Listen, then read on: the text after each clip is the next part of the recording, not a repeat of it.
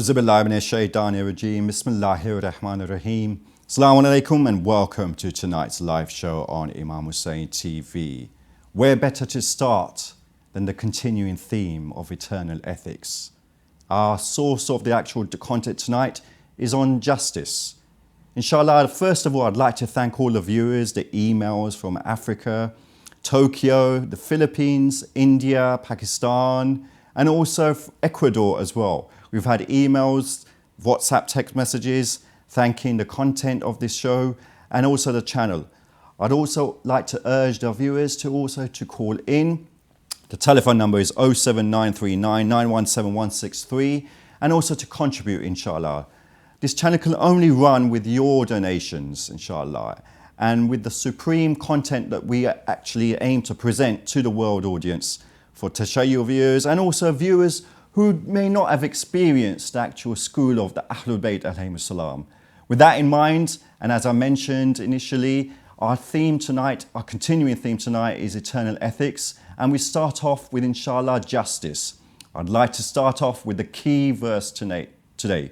Surah Naml, verse 90. It reads as follows: Surely Allah enjoins the doing of justice and the doing of good to others and the giving to kindred, and He forbids indecency and evil and rebellion. He admonishes you that you may be mindful. So let's look at the actual content tonight of justice. With me tonight, inshallah, we have Dr. Ammar Nakshawani. Assalamu alaikum, Sayyidina. Alaikum salam, Muhammad. A privilege once again to have you on board. Thank you, my pleasure. Last week we had this amazing, and I'd like to say a huge topic really, in terms of nurturing the soul, building the character, as it were, and continuing on from that theme of ethics, as it's described in English. Tonight we'll be looking at justice. And we've read out a key verse here from Surah Naml, verse 90. So with that in mind, Sayyidina, I'd like to just start the show tonight with, Sayyidina, Allah orders us to establish justice. First point is establishing justice. And to continue that from the continuing theme of character building. How, is this something innate or is this learnt through God's command? What can we actually explore in this way? It's fantastic to start off with a discussion on justice. Considering in Islamic ethics, the highest of the ethics is justice. Subhanallah. There is no ethical trait in Islam as high as justice or as meritorious as being just. Now, somebody may hear that and say, well, being generous is a wonderful trait. I don't deny that. Generosity is an excellent ethical attribute to have, but you can also be overly generous. You may overly spoil one of your children, for example. Someone says, well, knowledge is a great ethical attribute to have, to be of the people of knowledge. But gaining knowledge and how you use it and whether you're too forthright with it sometimes shows that even there are times and places for the usage of knowledge. Absolutely. There are times you shouldn't be too frank or too damning with what you know. There are times you shouldn't say everything that you know. Whereas justice at all times, in all places, in all environments, is always seen as being great. Right. The others may have certain places you can't administer them. You're administering too much of them. Whereas you can never say to anyone, you're administering too much justice.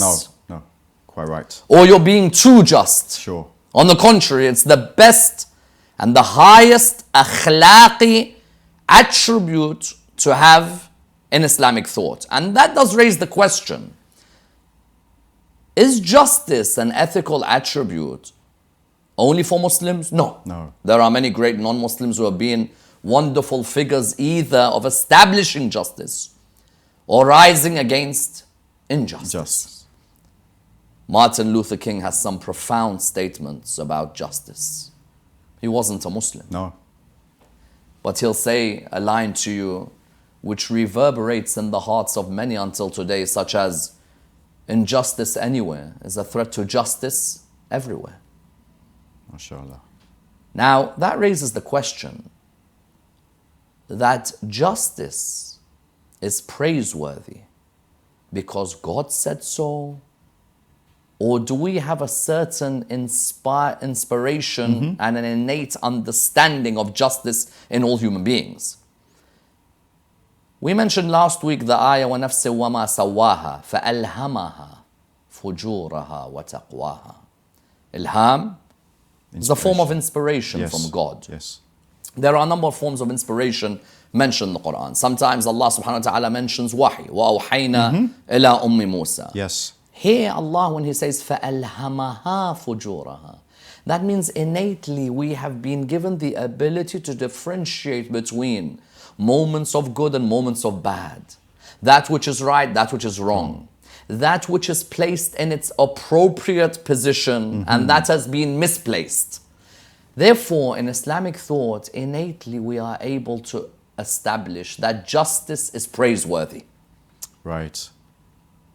Irrespective of what religion you come from. Therefore, Allah subhanahu wa ta'ala in the Quran, when He says, as you mentioned in Surah An-Nahl, verse number 90, when Allah subhanahu wa ta'ala mentions, إِنَّ اللَّهَ يَأْمُرُ بِالْعَدْلِ وَالْإِحْسَانِ, يَأْمُرُ here means what? Means innately, you all believe that justice is praiseworthy. Observe it. Yes. Don't just believe it. Right. Don't come to an exam and tell me that you have a great mind. Put that on paper. Don't come to a religion and tell me you've got a great heart. Establish it through your actions. Sure. Likewise, don't say that justice is important. Observe that justice in your society, in your life, with your family, with your friends, with your community. Therefore, innately, every human being recognizes that injustice is something detested. Wow. You could sit with your non-Muslim friends now, you tell them, that's so unjust. And everyone's like, yeah, you know what? That is so unjust. Don't have to be a Muslim to recognize that. No, you're right.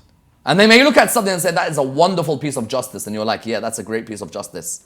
However, the Quran was not telling you that we are the ones who are telling you that justice is good. We're asking you to observe justice. It. Right, right. إِنَّ اللَّهَ يَأْمُرُ بِالْعَدْلِ وَالْإِحْسَانِ is a phenomenal verse of the Holy Quran because it's trying to highlight that the pillars of the religion are justice and the doing of good acts. Right. And that's why you know, in the Usul al-Madhab of Tashayyu', of the Shi'i school, the Usul al-Din are normally said to be 5. There are 3 which are pillars we share with other schools, which is Tawheed.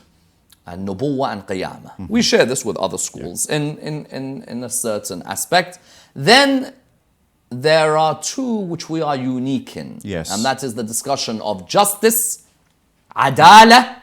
So always at madrasa, what are we taught? At the madrasa we're taught Tawheed, adala, Nubuwwah, Imamah, and the belief in the Ma'ad, Qiyamah. Yep. Yes. So we are unique in our understanding and conception of justice. We are unique in our understanding that there is innately an understanding of morality and a recognition that part of God's justice is that He gave us free will and guided us with different prophets, Absolutely. messengers and saints on that path of justice. Subhanallah, subhanallah. Now, you've mentioned the key point of observing justice. What a wonderful verse that is. That we read, that was read out, verse 90. Surely Allah enjoins the doing of justice and the doing of good to others and the giving to kindred. Sure. And He forbids indecency and evil and rebellion. And also He admonishes you that you may be mindful. Sure. So there's a number of different facets, as it were, to that one verse. And that one verse, I believe, should be a verse which represents the religion. Absolutely, absolutely. And I'm sure you'll agree with me that sadly Islam's image is very much tarnished. Sure, yes, unfortunately. But people forget these verses. I don't think many Muslims have even memorized these verses. And that's half the problem, our lack of a relationship with the Holy Quran. You know, when we're discussing justice today, I think all the verses on on justice are verses which have to be at the forefront of the image of this religion. A, because every non-Muslim can relate to the concepts of justice and injustice. Every non-Muslim abhors injustice and oppression. No doubt. And every non-Muslim loves talking about justice. Equity. Sure. And the observing of equity. And so such a verse, alongside another one which we're going to come to later on in Surah An-Nisa, Yes. which is a verse at the forefront of Harvard Law School, I think these are the type of verses that God enjoins upon you justice. You have to observe justice, observe goodness, observe being charitable to your near ones, Sure. avoid rebellion, avoid hatred between one another. And I don't think many Muslims have observed such a verse. No. And maybe there is a need for us to reassess how just we've been, how many good acts we've done, how positive we've been with our family members. Absolutely. Have we caused rebellions and hatred in the community? These are things to reflect upon. Yeah, sure. So, with that in mind, the key word for this show tonight, eternal ethics, is naturally justice. In Arabic, it is referred to as the God who is Adl or Adala or Adil. Words we hear every day. What does it actually mean? Apart from just in brief, obviously, justice. What does it actually mean? Sure. How can you break it down. Basically, it's to place things in their right position. Subhanallah. Could be in the legal sphere. Could be in the political sphere. Could be in the social sphere. Could be in the theological sphere. And you're absolutely right in mentioning that one of God's 99 names is that He is the All-Just. Yes. And that means that He judges based on truth. And at the same time, His rulings have no injustice in them. Absolutely. Therefore, the moment I recognize that Allah has placed everything in their right position,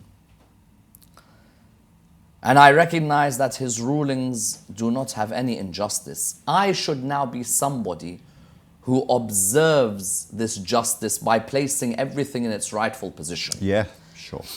The opposite of adl, you mentioned adl, adala, these are all the words which are normally Derived. synonymous with the word justice in the Arabic language. Opposite of adl, normally they talk about jawr, for example. Okay. You know, the injustice. I see. Sometimes they talk of dhulm, oppression. So therefore, oppression or injustice is to place things in their wrong place. Yes. And justice is to ensure that things are placed in their right place. Okay, okay. We'll probably come to the manifestation of justice later on in the show. Sure. But before that, a key example.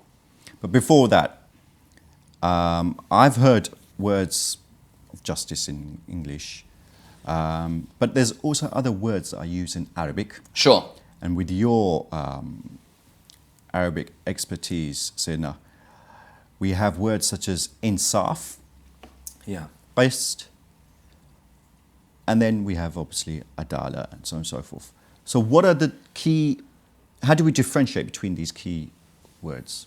Sure. Are there levels? Yeah, it's very interesting because many times in English translations of the Quran, you see justice being the word for adala, Right. or you see justice being the word for qist, Okay. كونوا قوامين بالقسط, Right. or you see justice being the word for insaf. And so many times people use these words synonymously. Right. What you have with adala is the general legal decision, for example, Okay. or statement that's made Right. on an aspect of justice. Uh-huh. Sure? Yes. So either someone says something just, or someone has made a decision Right. where justice is administered. Yes. That's adala. Okay. Insaf and qist are when that decision is applied. I see. So it's the application, as it The were. application. Right. You know, you've got qist, for example.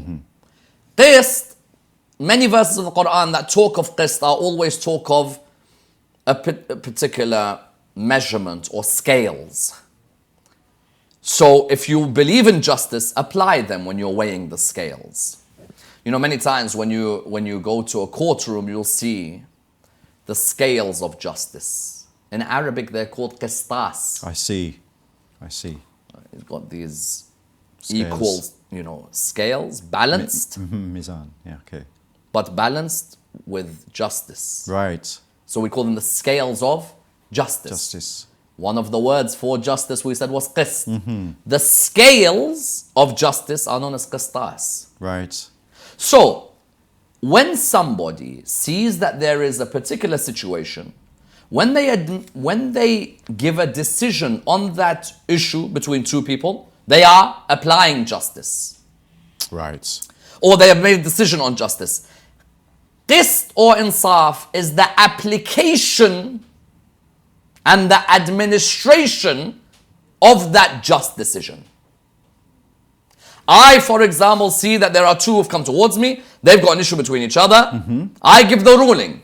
That's adala. Yes. Right.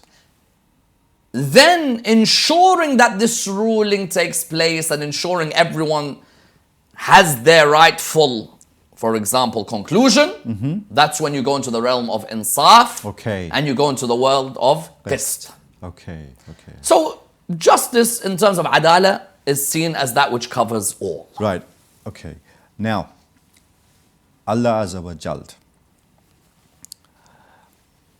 99 names referred to in the Holy Quran. One name is Adil. And do you think that the common Muslim man or woman has neglected these names and this name, as it were? Yeah, I think many of us don't realize that if we were to pick up some of the traits of the names of Allah subhanahu wa ta'ala and apply them into our life, this world would be a different place. And I believe that, discussing the 99 names of God, or a few more in Du'a Jawshan al-Kabir. Absolutely. If we're able to discuss them more in the madrasa from a young age, what do we mean when we say He is Rahman and He is Rahim? What do we mean when we say He is Jawad and He is Kareem? What do we mean when He is known as Al-Adil, but He is also known as Al-Raziq? Why is He known as Al-Mutakabbir? For what reason do we refer to Him as Qawi? Powerful. When we call Him Qayyum, what is the meaning of Hayy but also Qayyum? So therefore all of these names, if a person takes some of them, not all, there are some names we can never even imagine what it is. Sure. To even be an iota of them. He is Al-Khaliq, and Imam Ali says it clearly, Mawlaya, Mawlaya, Anta Al-Khaliq wa ana Al-Makhluq. Wa hal yarhamu Al-Makhluq illa Al-Khaliq. Khaliq I can never be, I can never create. He is a creator. But I can be Kareem. I can be someone of Jude. I can be someone who establishes some mercy. Yes. And I can certainly be someone who establishes justice. Subhanallah. When my Lord is Al-Adil, then I should try and ensure that Adala is established. That's all Allah subhanahu wa ta'ala wanted when we were reflecting on those names. He was giving us some unveiling for us to be able to understand the many wonderful expressions and guidances that are around us. And therefore, when I look at certain aspects of life, I see Allah's sustenance. I look at other aspects of life, I see Allah's generosity. There are other aspects of life, I see Allah's justice. So therefore, I definitely agree with you that there is a need for us to reflect more on these names. Because if the Muslim tries their hardest to be a reflection of Allah's names on the earth, Yes. then I think the Muslim community can grow and grow. So that now nicely puts us into the next part of this show in terms of really pondering on these names. Some groups, they perform dhikr of these names. So firstly, is this recommended? And also, if so, how should one exercise that? Dhikr? If you could probably just elaborate on those 2 or 3 points. There are many ulama who have written on the names of Allah subhanahu wa ta'ala, on which name helps you in which situation. There are certain names that are so powerful that repeating them a certain number of times is mentioned within the traditions of the Ahlul Bayt alayhi salam.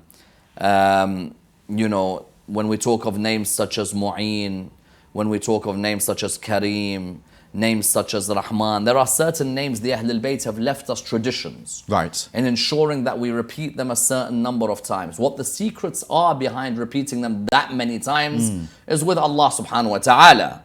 Obviously, they will not give us a certain number unless there's a certain energy which reverberates with our sacred relationship with our Lord. But no doubt, there are many ways in which a person is able to continuously repeat their names, especially in their sujood. Right. In your sujood, there are many ulama who say that there were certain names of Allah subhanahu wa ta'ala which they repeated on a number of occasions in their sujood as an example to help them in their life. Okay. Now, saying that God is just. Yeah. Okay, and now just approaching it from a different angle or a different viewpoint. Yet there are so many injustices in the world today. People are suffering, as it were. Where is God, as it were, to stop a famine in Africa? Can we blame God? Obviously, this is now coming from the other side, and we need to address that as well. I don't think you can blame people for asking this question, that if God is just and you want us to be establishing justice, as the ayah said, إِنَّ اللَّهَ يَأْمُرُ بِالْعَدْلِ, then where is your justice when there are, for example, children dying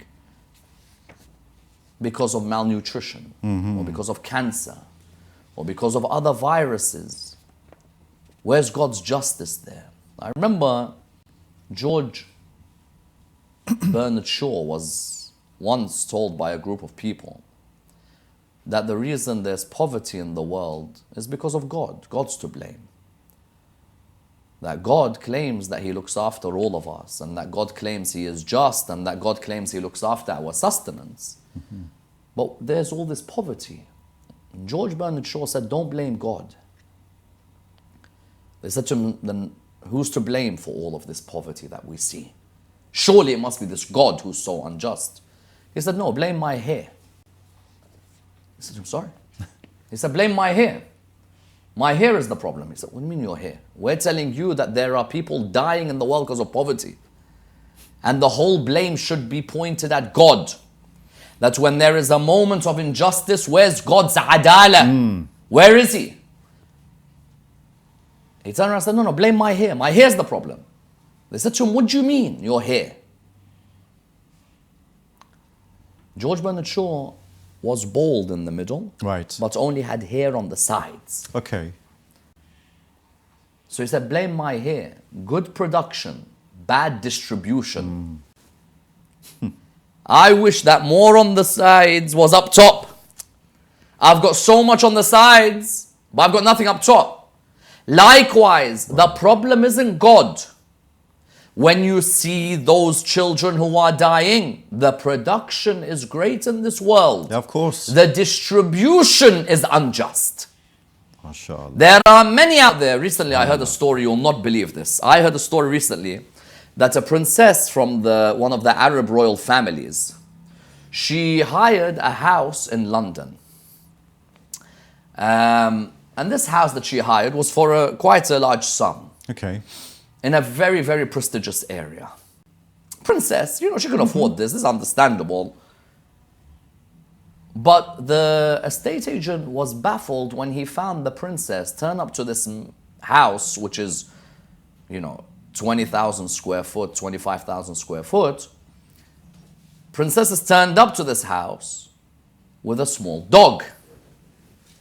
Now, normally when people move into these houses, you expect there's going to be another 5 members of family, another 10 members of family. She's only come with a dog. It turned out she wanted a house big enough for her dog to be able to run around. Tell me, when someone points at God and says it's your injustice that has led to these famines, when I'm spending 20 or 30,000 pounds a week so that my dog can run around a big mansion in London, don't blame God on these moments, firstly. Yes. Secondly, in the Quran we have a clear verse in Surah 4, verse number 40. Right. إِنَّ اللَّهَ لَا يَظْلِمُ مِثْقَالَ ذَرَّةٍ. Allah does not even oppress an atom's worth. Why? Because philosophically speaking, when you see anyone commit dhulm, oppression, Yes. normally because of three reasons. Number one, you want something but you can't get it. So you you do an act of an oppression to get it. Number two, you don't know the consequences of your action. Right. Number three, you are being coerced by someone to do the act. I ask you, any of these things apply to God? Can anyone coerce God into an act? Never. No. Is there something God wants but he can't get? No. Is there anything that God does not have the knowledge of the consequences of? He has knowledge of all the consequences. Therefore, when someone says Allah is unjust, normally when you are unjust or you are oppressive, either it's because of being coerced, or there is something you want but you can't get, or you don't know the consequences of your action. Right. The Quran made it clear, إِنَّ اللَّهَ لَا يَظْلِمُ مِثْقَالَ ذَرَّةٍ. If I see that there are moments of injustice in the world, it's not that I point at God. الفساد ظهر الفساد في البر والبحر. When we see fasad and corruption on the earth, it is from the hands of man. Yes. We are the ones who have a major control on establishing justice in this world. I ask you, when Martin Luther King was leading the black civil rights movement, or when Nelson Mandela was leading the movement against apartheid, who was oppressing the black community? God? No. It was people speaking in God's name. Absolutely. Absolutely. South Africa and America, both at that time had staunch racist members of the Christian community. And every religion, mind you, has members who can be racist and members who are far away from any discrimination. Martin Luther King and the black civil rights movement, what we saw Alabama, what we saw Birmingham and so on, when you saw the black community being abused, being beaten, physically, emotionally, was it God who was the problem? Or was it a group who were putting fire on a cross and burning it? Sure. Proud of their Ku Klux Klan origins. Likewise in South Africa, those white African or Afrikaan of Dutch origin, they were speaking on behalf of God. But their actions were far away from the actions of Christ. Yes. Therefore, those who are out there and say, I don't believe in God, because if there was a God, there wouldn't be such injustice. Injustice, dhulm, inna Allah la yadhlimu mithqala dharra. Secondly, this fasad that occurs on the earth is from our hands. Absolutely. No Our hands as human beings. Why lie? Many of us have the ability to do more charity work, but we don't. Then we blame God for the poverty. Many of us can donate more to cancer research and more to research on other viruses in the world, but we don't. Therefore, those who are blaming Allah subhanahu wa ta'ala by saying, why should I be just? Why is there an ethical attribute of just when God's not just? God does not oppress. No. Rather, many times we don't look at ourselves in the mirror and sometimes see the injustices or the fact that we're silent against some of these injustices. MashaAllah, Sayyidina. Eternal ethics, the theme tonight of justice. We'll be right back after a break, inshallah. Assalamu alaikum. See you right there.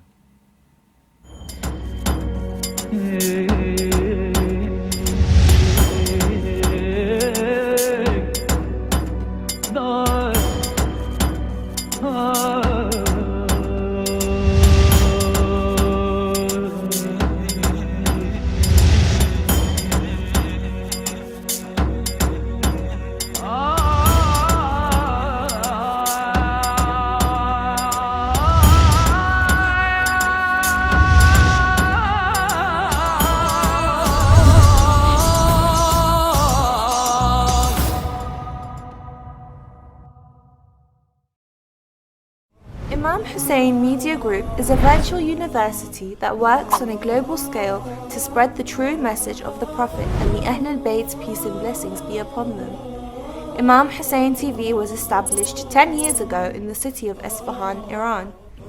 We work to cover all aspects of religion, Islamic jurisprudence, politics, philosophy and many more, and aim to bring the public's attention to the righteous Islamic sect, Shia Islam.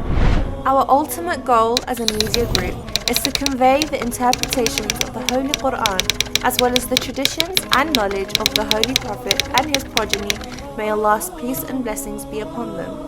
Our objectives are to protect and safeguard the Shia youth from the destructive impact of immoral ideologies, standing up against injustice by documenting the oppression of Shia across the globe, as well as encouraging peace and unity amongst the Muslims.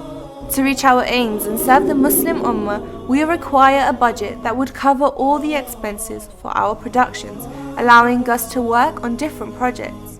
Imam Hussein Media Group is a crowd-funded project. We have no sales nor do we charge for our services. We solely rely on monthly payments, financial contributions, donations, religious alms and generous gifts. The expenses of each production varies depending on the type of project and the style of filming. There are many elements to a production that requires time and capital. The producer must analyze the costs of the venue hire, equipment, transport, feature fees, set design, staff support and further additional costs. The Holy Prophet, peace and blessings be upon him and his family, narrated, "The best of people is he from whom people benefit." It is up to you to help the Muslim Ummah come together and help guide the youth in remaining on the correct path of Islam. To take part in this global conquest and to spread the message of Imam Hussein, peace and blessings be upon him, please visit www.imamhussein3.tv or give us a call on +44 0203 515 0199. You can also contact us via WhatsApp, Telegram, SMS, or even email us on donate@imamhussein.tv. Let's work together hand in hand to elevate the faith of our Shia youth today. Imam Hussein Media Group.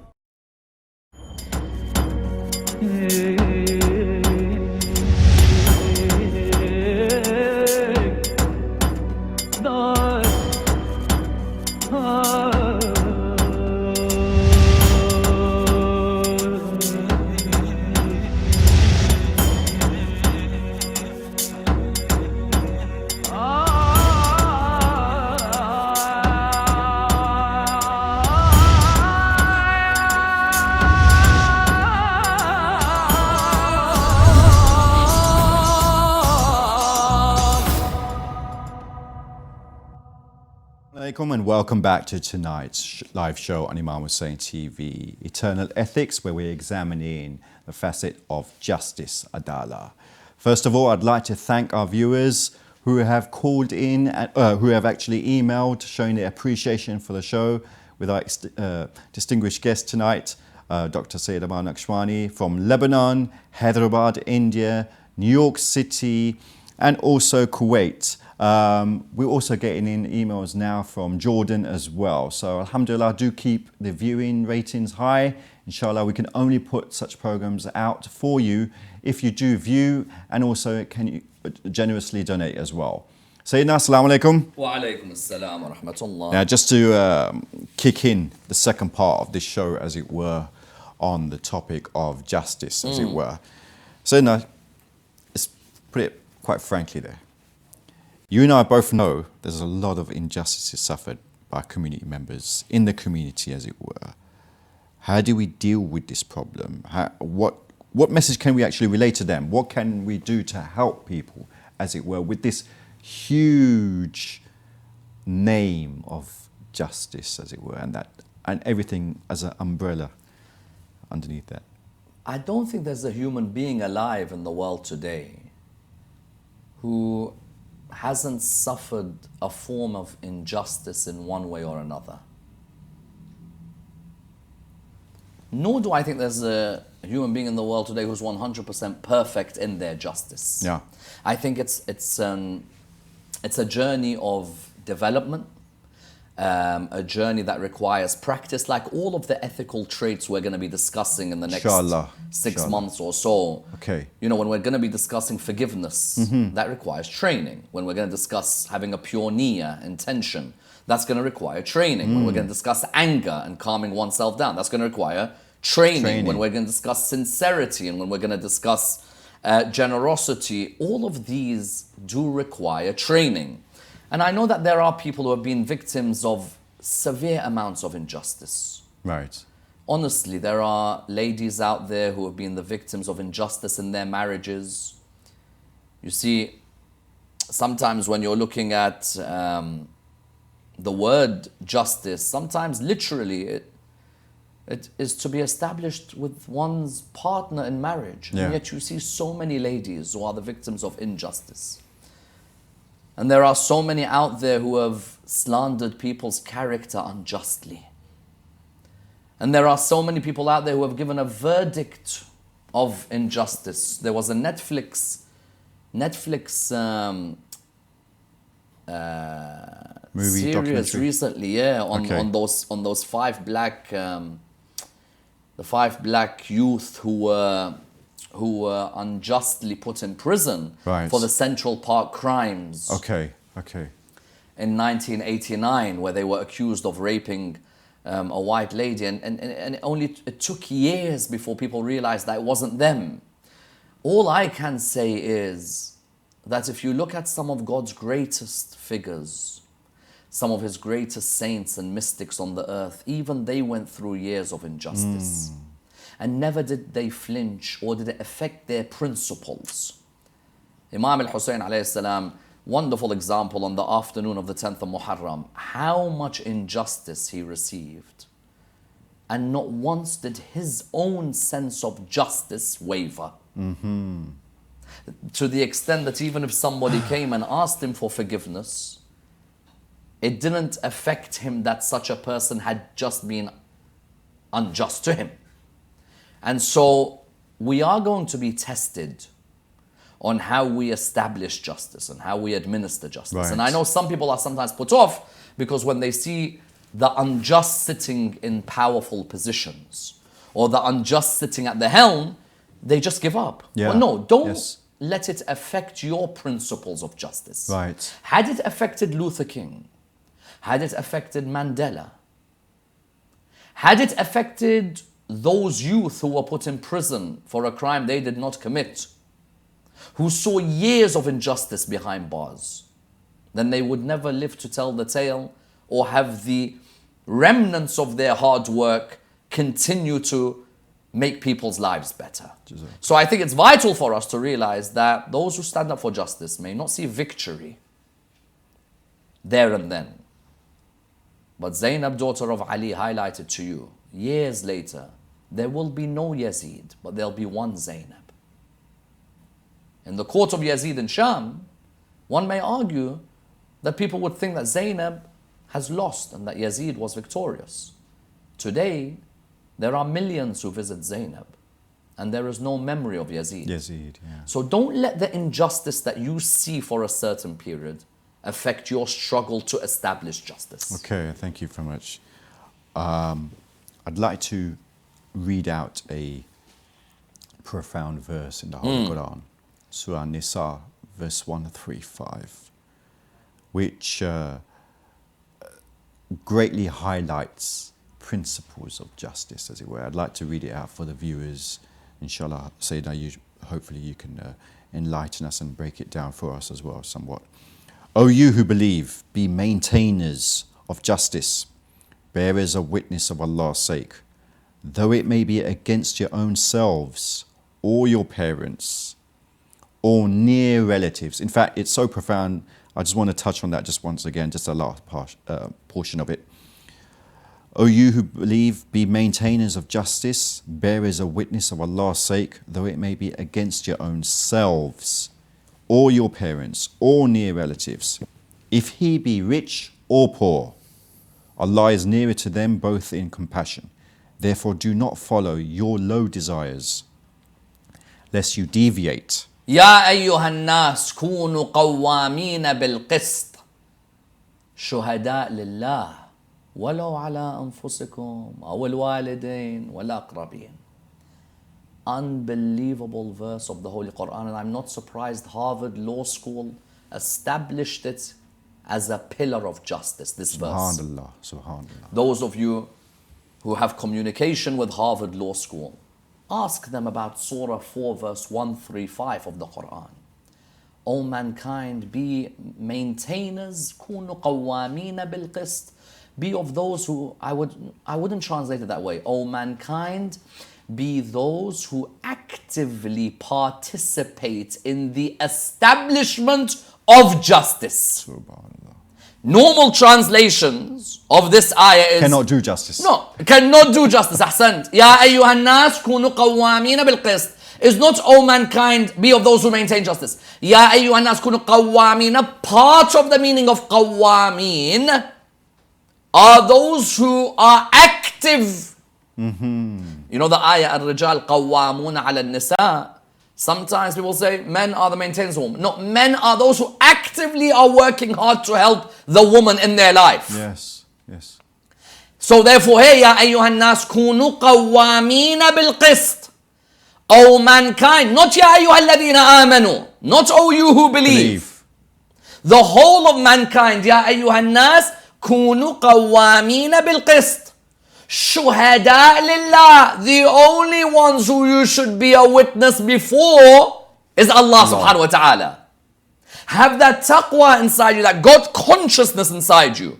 That when I'm about to make a decision, I know that God is watching me. Therefore, forget my family, forget the parents, forget everybody. If there's injustice, I say it. Absolutely. And if there's justice, I establish it. كونوا قوامين بالقسط شهداء لله ولو على أنفسكم. If I, Sayyid Ammar, have been unjust to somebody, I should be admitting this. It's quality. شهداء لله ولو على أنفسكم. Yes, yes. We're going to come to Imam Ali in a moment. Inshallah. Where we delve Inshallah. into the wonderful world of Ali ibn Abi Talib alayhi salam, to see how these verses were beautifully established. Because Ali ibn Abi Talib and justice, Can't separate. you can't separate the two. What you have is the verse says, be those who actively maintain and establish justice, witnessing to Allah, even if it goes against themselves. Yes. Sometimes we are good at pointing injustice to others, but when we've done the same thing, no, you gotta give me back that, you don't understand what happened. No. Admit when you've been unjust. If you've slandered somebody, admit. If you've destroyed somebody, admit. If you've judged unjustly, and you've realized later on that you were unjust, because what's injustice? Putting things in their wrong place. Maybe I said that that person is not a mu'min, not a mu'mina, not religious, not good in something, not this. And I have to say, you know what? I put my hands up. Absolutely. Why do I say I have to put my hands up? Because this ayah of the Holy Quran is the ayah that has said to me, وَلَوْ عَلَىٰ أَنفُسِكُمْ. So therefore, even if I have to stand in court against myself, I knew I stole something, I knew I conned someone, I knew I scammed someone, I could lie all day in this world. There's a day of justice. That yawm is a yawm of qiyamah. That yawm is a yawm of hisab. That yawm is a yawm of adala. That is the qistas. That is the true scales of justice. I have to be ready to witness against myself. Better do it now than in the hereafter. Absolutely. That's why you hear stories of people who would go to the Ahlul Bayt and say, punish me now.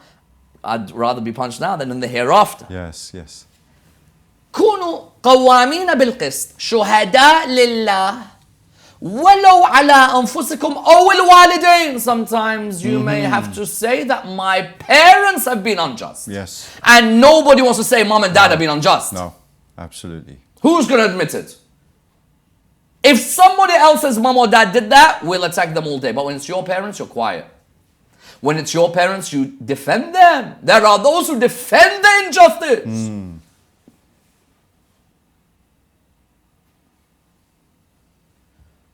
You look at the daughter of Saddam Hussein. I think her name is Raghad. She looks back at her father's years in power.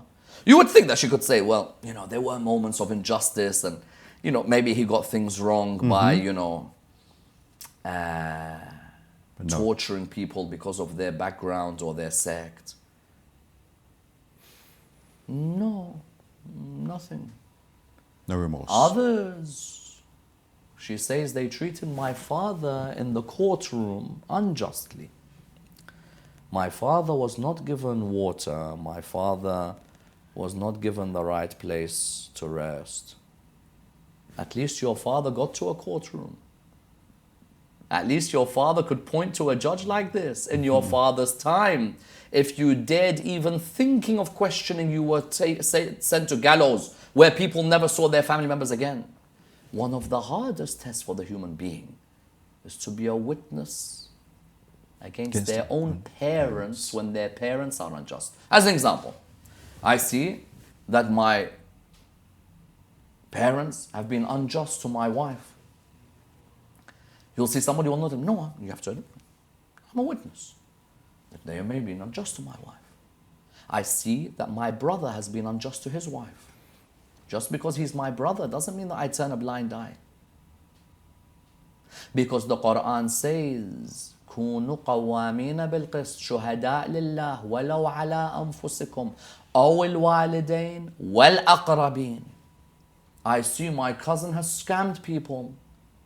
Therefore, because he is my cousin, I'm like, you know what, don't chat about my cousin like that. He's my cousin. No, Habibi. Your cousin's been unjust. You don't defend the injustice. Exactly. Why? Injustice anywhere is a threat to justice everywhere. Sure. If you're allowing his injustice to continue, then that injustice, that jawr, that dhulm is going to continue everywhere. Yeah. Therefore, this ayah of the Holy Quran also mentioned that sometimes people are scared of speaking out because their cousins or their family members are rich. Or they have money. Yes. Sometimes there's an uncle in your family who's unjust because he's got money. You're like, but the poor members of your family, you eat them alive. But the rich members of your family, don't say anything, you know, that's our uncle, the rich one. Rich, poor, batikh, raggi, doesn't matter what you are. Yeah, yeah. It does not matter. The point we're going to establish in this series, akhlaq is more pivotal than anything else. Sure, sure. Whether you have all the wealth in the world, wallah, whether you have all the ilm in the world, people ultimately will remember your akhlaq. They'll remember, were you a person of justice? That when his family did something wrong or his relatives did something wrong, did he side with them or did he put his hand up and say, no, that's wrong? These verses are the meaning of Islam. Maintain actively justice. Justice. Even if it means standing up against the actions of your own parents at home. Yes, yes. Yeah. Alhamdulillah, alhamdulillah. So, with that in mind now, just moving on to slightly, parallel, as it were. How about if we see political injustice? So, not directly associated with us in our household, but outside. What methods should we use? Should we seek, as it were, to speak out? And did the holy Ahlul Bayt alayhim assalam, did they use the same method? Ahlul Bayt, when it comes to speaking out against injustice, they had different methods. Sometimes you would find that they would tell their followers that this isn't a period where you speak out in the form of protests outside a palace or outside a government because it's not suitable for us. Okay. And our future if we reveal all of our protests. There were times during the Abbasid Empire where the Imams would say to their Shia, conceal your belief in this period because we are in danger. When you see an unjust or unjust ruler, let's look at another mechanism of trying to bring up their injustice. Then there are other times where you'd have Abu Dharr al-Ghafari speaking outside Muawiyah's palace, blatantly protesting, highlighting to us that protests have a role.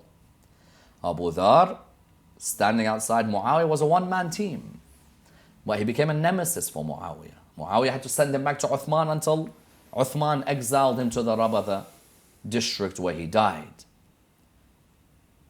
Then you had Ahlul Bayt trying to alleviate injustice by working with those who were unjust in the hope that working with them or asking some of their followers to work for them would look after the future interests. So Imam al-Kadhim alayhi salam tells Ali ibn Yaqtin to continue working for Harun al-Rashid. Right. Because the interests of the Shia. And then you had Imam al-Hussein alayhi salam reaches a point where if it means that you have to sacrifice your life for the principle of justice. You see somebody establishing debauchery, immorality, it could reach a level where you lose your life in the stand against injustice. Yes, yes. As he said famously, if bodies are meant to die and decay, then let my body be cut into 1,000 pieces. So is there one uniform way that anytime I see injustice, there's only one way? No. A person has to use their wisdom to see what is the best direction Absolutely. to try and speak out against this injustice that's taking place. Okay, okay. The But if I may add, sure, sure. Bismillah. injustice is not just unjust governments. Right. Ahlul Bayt sometimes would speak out against the injustice of a husband to his wife. When normally you say speak out against injustice, you imagine speaking out against a tyrannical government. Sometimes the Ahlul Bayt would speak to one of their followers, why have you neglected your wife? Why have you neglected yourself? Why have you neglected her rights? That's also speaking out against injustice. Yes, yes. Absolutely. I always look at the story of Nabi Musa alayhi salam when he saw the daughters of Nabi Shu'aib by the well trying to get some water. He realized that it was injustice that these two ladies have no one to help them get water. Yes. So injustice is not just to be defined as Umayyad or Abbasid empire injustice. Sometimes people are unjust at home. Yes. There's a way to talk to them. That, look, I just saw you the way you spoke to your wife. You rebuked her in front of all of us. The poor girl was embarrassed. That's not the way you speak. That's speaking out against injustice. When you see somebody, for example, someone sees that their parents have been harsh towards a family member, you tell them in a way, don't be unjust to them. So there are different times, different ways, and different pieces of wisdom which we can learn about how to speak out against injustices. Okay, okay, thank you for that. One may argue that the prophetic message was to perhaps establish justice. Now, with that in mind, I'd like to read another verse in English from the Holy Quran, Surah Dawood, verse 26. Yeah. O Dawood, surely we have made you a ruler in the land. Made you a ruler in the land, yeah. So judge between men with justice and do not follow desire, lest it should lead you astray from the path of Allah. Judge with justice and do not follow desire. Why do we stress so much that the person who is in charge of the courts of law has to be an upright, veracious individual? Can't be somebody who's easily motivated either by their selfish desires. Yes. You know, there are some judges, because something happened to them in their life, they took it out against anyone who was remotely accused of such an act. Don't let your own selfish desires affect your judgments. Absolutely. Each case is different. Each background check is different. Sometimes the selfish desires of the person who's making a judgment affected by bribery. That, listen, here, something under the table, let this prime minister or that president go. The prime minister or that president is guilty of war crimes.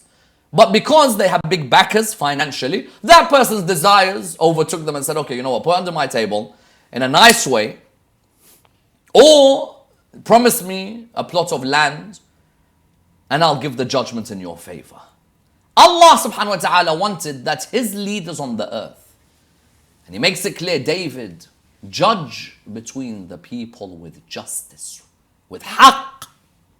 Another word, Absolutely. adala, And haqq. insaf, qist, haqq. Truth. It's a shame how many countries had corrupt judges on this earth. Allah subhanahu wa ta'ala, when establishing Dawood and Sulaiman on the earth, as his khulafa, he wanted there to be situations where people felt their justice. Because they knew that if this is the Khalifa of Allah, this is his justice, imagine what the justice is of Allah subhanahu wa ta'ala. Subhanallah. That those ladies, if you know the story of Nabi Sulaiman, Yes. we've got 2 babies. We've got the baby and we got these 2 ladies, and one lady says the baby is mine, and the other lady says the baby is mine. Nabi Sulaiman alayhi salam judges with haqq. Says, okay, we'll cut the baby in half. One says, okay, it's hers. Yes. So he says, must be yours. Yes. Why? Because a mother cannot bear to see her baby cut in half. So it must be yours. Yours. Therefore, Allah subhanahu wa ta'ala, every prophet of his from Adam to Muhammad sallallahu alayhi wa alayhi, if you look at people and their reverence for them, it was because they judged always with justice and truth. Okay, just continue with that. So now we just have less than 10 minutes, so we're going to try and quickly wrap this show up. Injustice was rife in the Holy Prophet's time. How did he alleviate this? And also, I'm just starting to rush now. How can this affect us today when we see injustices? What lessons can we learn? I think when the Holy Prophet, peace be upon him, and his family, you're absolutely right. There was injustice was rife. In Arabia, you had different forms of injustice. You had, for example, one of the most unjust acts the Arabs used to perform was an act or a statement that was known as the statement of dhihar. Okay. Dhahar is back. Right. Dhihar is where you say to your wife, you are to me like the back of my mother. So as soon as he says that to her, that's it. He's just walked out the house. Lady doesn't know, am I still in marriage? Am I divorced? He's just insulted me by saying to me that I'm like his mum, which means he's not going to have any relations with me. Allah subhanahu wa ta'ala, through the Holy Prophet, reveals the verse. قد سمع الله قول التي تجادلك في زوجها وتشتكي إلى الله والله يسمع تحوركما إن الله سميع بصير. Allah hears the cry. You see, the beautiful thing about when the Holy Prophet, peace be upon his family, was establishing justice was that Allah subhanahu wa ta'ala was showing him, any act of injustice I see and I listen. So you had injustice towards the ladies in the community, to baby girls, they were being buried alive. And when you're speaking out against female infanticide, until today you have female infanticide. Until today there are countries, if a female is born, they'll kill her because they don't want a female. Yeah. Until today there are babies who are killed mercilessly. Those are lessons for us today. That when our Prophet spoke out against injustice, he didn't just speak out against Abu Lahab or Abu Sufyan. It's not one form of speaking out against injustice. When I see that there's injustice taking place, where there are children who are being buried alive, where there are ladies who are being abused, where there is financial corruption taking place, when he spoke out against the injustice of interest. Yes, yes. No one would normally say that interest is unjust. Normally, if you say injustice, you normally refer to a tyrannical government. Absolutely, an action. Yeah. But you forget how many people's lives have been ruined because of interest. Sure. How many people could not pay back payments or repayments because of loans which were destructive to them? So therefore, the Holy Prophet, peace be upon his family, on the one hand, there was social injustice he would speak out against, political injustice he would speak out against, economic injustice he would speak out against. And these can all be applied in our lives. Sure. Just a few minutes left, Sayyidina.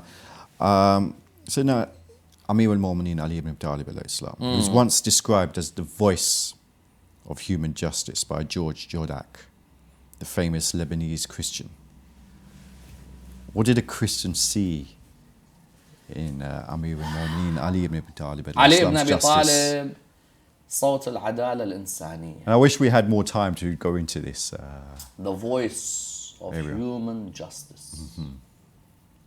It's an honor to follow Amir al-Mu'mineen. Because to have a man who established justice in its most perfect form,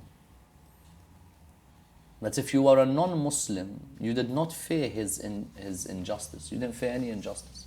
You knew that the man is just pure justice. In the courtroom, the judge addresses him by his title, Abul Hassan. He addresses the person who's making the complaint by his name. Imam says, this is unjust. You've called me by my title, called him by his name. Call me Ali, we'll be equal before we begin this court case. Who would do that? When the judge gave the decision against Imam Ali, and the Christian won the case, when the Christian was leaving the courtroom, people were looking at him, he looked stunned. They're like, are you okay? He goes, yeah. They go, you look surprised. He goes, today I saw the most amazing thing. I'm a Christian in a Muslim land. I took the Caliph to court. The judge gave a decision against the Caliph, and the Caliph accepted it and walked away. Whoever that man is, I want to follow. Because I have never seen justice in this way. Normally, who can take the lead of a country to court? And when you can take the lead of a country to court, what happens to you if the decision goes against the lead of the country? One mafia is going to come one side, this guy's going to come another. Before you know it, you've got some medicine stuck in your ear and a needle one side and a shotgun the other. Imam Ali alayhi salam, the non-Muslims loved his justice. A lady comes running to him one day. You are the voice of human justice. What's the issue? They're going to kill me because I committed adultery. And the Khalifa at the time was Ammar. Ammar had ordered that she gets killed because she admitted to the adultery. So Imam Ali says to her, but why did you commit adultery? She said, because we're starving. And that's the only way I can make ends meet. Imam Ali says, then you can go. They said to him, why? He said, the Quran says, those who commit a sin compelled because of a state of hunger, Allah is all forgiving. The woman in his time loved his justice. The non-Muslim in his time loved his justice. His own companion saw his justice. And I will say this, that people's envy to Ali was because he established justice only as a witness to Allah subhanahu wa ta'ala. He didn't care if you were his relative. No. Quran said, كونوا قوامين بالقسط شهداء لله ولو على أنفسكم أو الوالدين والأقربين. Zubair was Imam Ali's first cousin. Yes. Normally, if a family member needs a favor, you know what, don't worry. If someone else does something wrong, we attack. Zubair was Imam Ali's first cousin. Talha and Zubair came to see Imam Ali. They had a personal issue, we need to speak with you. He was the Khalifa at the time. We have a personal issue, we need to speak to you. There was a candle there. Absolutely, yeah. Phenomenal. He blew out that candle. Phenomenal hadith. Phenomenal narration. He blew out the candle. And he put another candle. They said to him, why did you just do that? He said, the first candle came from the money of the Muslims. You've come to see me over your personal issue. I have to put a candle that I purchased with my own money. Which government is not going to scam the phone that they have to make calls to friends and relatives? Which government is going to scam expenses and put it on the tab of the government? Or luxury visits and trips for friends in the name of government meetings? When George Jordak, the Lebanese Christian, said Imam Ali is the voice of human justice, a book that every viewer should watch, should read, and should recommend for their friends, Muslim and non-Muslims, to read. Imam Ali, the voice of human justice. And that letter from Imam Ali to Malik al-Ashtar, that is the meaning of justice. That if you want to establish a government, and it's sad that many Muslim governments in the world today are always seen as the very opposite of justice. Yes. And that's why the apple does not fall far from the tree. الأمثلة تضرب ولا تقاس. Imam Hussein alayhi salam on the 10th of Muharram taught us the meaning of speaking out against injustice and of establishing justice, because he was brought up in the house of Ali and Fatima. Salawatullah wa salam alayhima.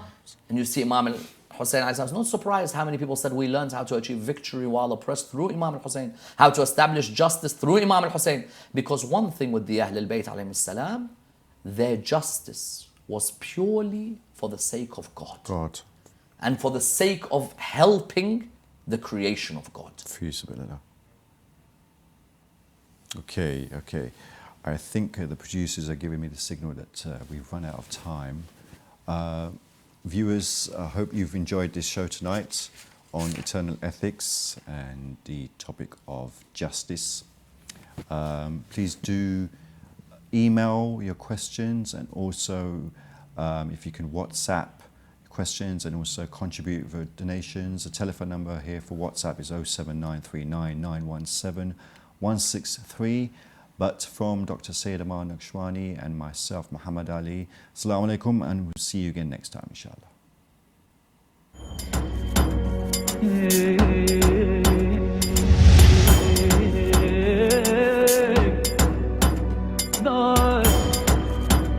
Ah